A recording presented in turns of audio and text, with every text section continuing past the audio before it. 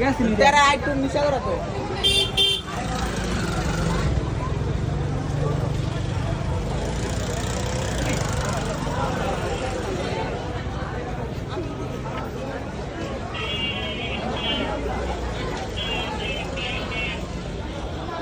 মাশাআল্লাহ মাশাআল্লাহ কত সুন্দর